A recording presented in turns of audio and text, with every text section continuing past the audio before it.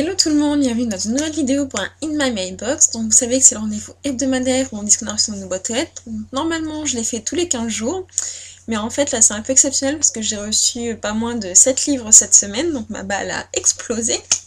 Mais c'est surtout parce que la semaine prochaine en fait ce sera le salon du livre et de la presse jeunesse de Montreuil. Donc du coup je ferai une vidéo la semaine prochaine spéciale salon du livre pour vous montrer les livres que j'aurai ramenés, etc. Donc alors cette semaine je vais faire comme d'habitude, enfin comme les anciennement vidéos, donc ce que j'ai reçu dans ma boîte aux lettres. Alors j'ai reçu Night School l'héritage, donc c'est le tome 2 de la série de Seiji Dogerty.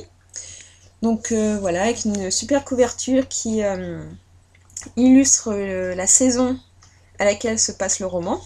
Et en fait, le derrière, exactement comme le tome 1. Attendez, je vais vous montrer. Hop. Voilà. Donc en fait, là, ça c'est le tome... Celui-là, c'est le tome 2. Celui-là, c'est le tome 1. Mais l'arrière, exactement la même configuration.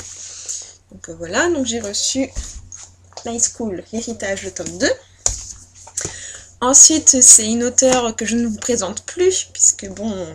J'en parle, je pense, assez souvent, que ce soit sur Facebook ou sur le blog en lui-même. Donc c'est le tome 3 de la série The Covenant, donc Deity, de Jennifer L. Armentrout. Donc en fait, je sais pas si vous voyez très bien, mais là c'est la tête, c'est le cou et puis la tête d'une personne. Donc ça se voit pas très bien. Et puis il y a le tatouage avec le signe des Apollyon. Donc bref, voilà, bon, c'est pas prévu pour tout de suite parce que j'ai pas mal de romans à lire avant. Mais bon, du coup, ce sera sûrement ma prochaine lecture en VO. Ensuite, j'ai participé à un concours sur Place to Be. Et j'ai gagné le tome 2, donc Devil City, le voleur d'âme. Donc j'ai le tome 1 chez moi. Je ne l'ai pas encore lu. Et du coup, j'ai le tome 2, donc bon, quand je serai motivée pour lire cette saga-là, donc je me lancerai. Merci beaucoup à Place to Be, en tout cas les couvertures sont toujours aussi jolies. La première était dans les tons de gris, et puis le soleil était jaune, et celui-là c'est plus orange, enfin, je trouve que c'est vraiment très très sympa. Donc, voilà. Ensuite, là c'est ma lecture en cours, donc c'est vraiment génial. Donc ça va paraître aux éditions Pocket Jeunesse le 3 janvier. Donc c'est le premier livre que vous devez acheter de l'année, indispensable. Donc c'est Wonder de R.J. Palacio. Donc pour la petite, je vais vous lire le résumé. Je m'appelle Auguste, je ne me décrirai pas. Quoi que vous imaginiez, c'est sans doute pire.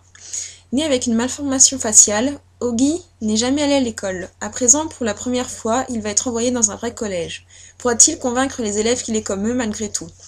Derrière, il y a le « Ne jugez pas un livre barré un garçon avec à sa couverture barré son apparence ». Donc c'est vraiment, la couverture, je trouve qu'elle est vraiment très belle parce que si vous remarquez, les personnes du milieu ont des oreilles différentes et un seul œil. Et celles autour sont normales, on va dire, avec 2 yeux. Donc j'en suis à plus de la moitié. Je l'ai reçu vendredi, je l'ai commencé hier, quoi. Ou jeudi soir plutôt. Je l'ai commencé jeudi et c'est vraiment génial. Enfin, je peux pas encore trop vous en parler parce que je l'ai pas terminé. Mais en fait, on suit plusieurs personnages autour d'Augie. Donc c'est le surnom Auguste. Donc le petit garçon qui a une malformation faciale, et c'est vraiment super bien écrit. C'est tendre, c'est drôle, c'est triste aussi. Enfin, vous souriez, vous êtes énervé également. C'est vraiment super bien, je pense que ce sera mon prochain coup de cœur. Et un conseil, jetez-vous dessus en début 2013. Ensuite, j'ai reçu en poche Oscar Pollock, le tome 1, L'inespéré. Donc c'est un bon pavé qui doit faire dans les 630 pages, donc c'est déjà pas mal.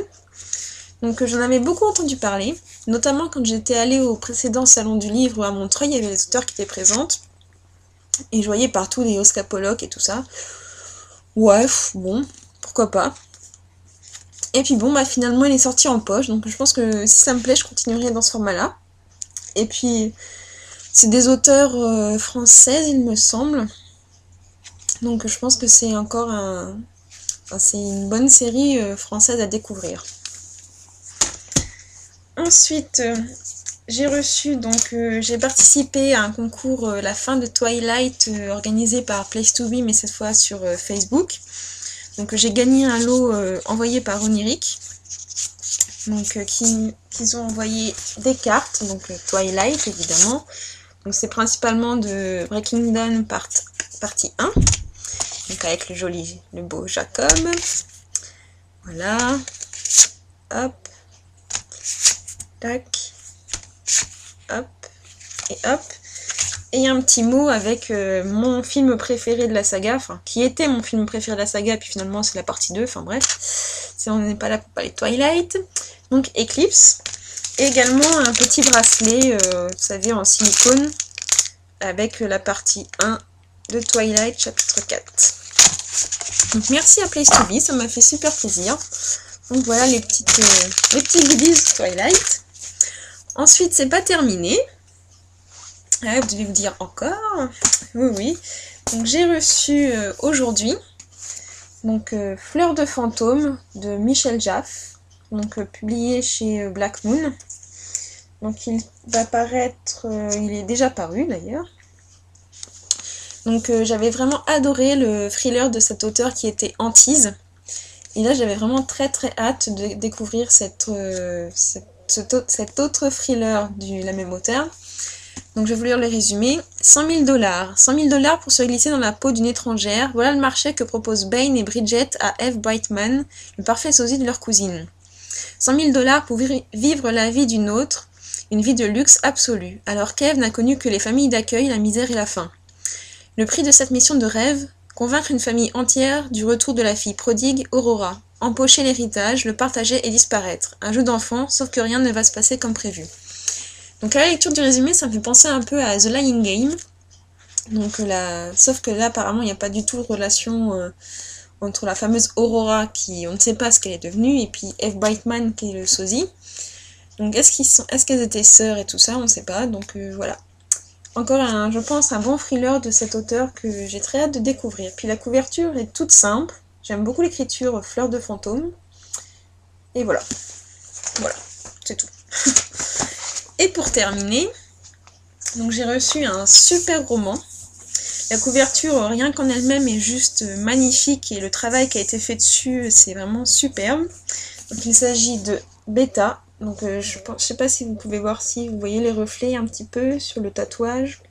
Et en fait l'aspect c'est un peu pailleté. Et il y a aussi des espèces de stries, et en fait ça fait un aspect un peu métallisé, brossé, enfin c'est super agréable, c'est assez étonnant. Donc là c'est une dystopie publiée chez Robert Laffont, dans la collection R. Dans un monde qui ne tolère que la perfection, le moindre défaut est impossible à cacher. Donc ça me fait penser un peu à The Island, vous savez le film avec Ewan McGregor et Scarlett Johansson. Mais je sais pas du tout, je sais pas du tout à quoi m'attendre en fait. Donc j'ai un peu peur aussi parce que la dernière dystopie de la collection R c'était Glitch et j'avais pas trop aimé.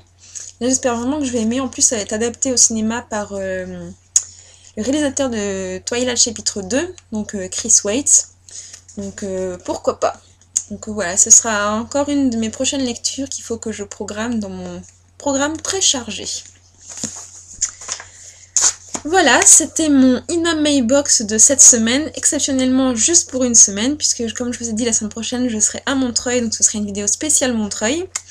En attendant, j'espère que vous avez fait de belles acquisitions, que vous avez eu une belle semaine livresque, et en attendant, je vous souhaite de bonnes lectures, et puis du coup à la semaine prochaine. Ciao!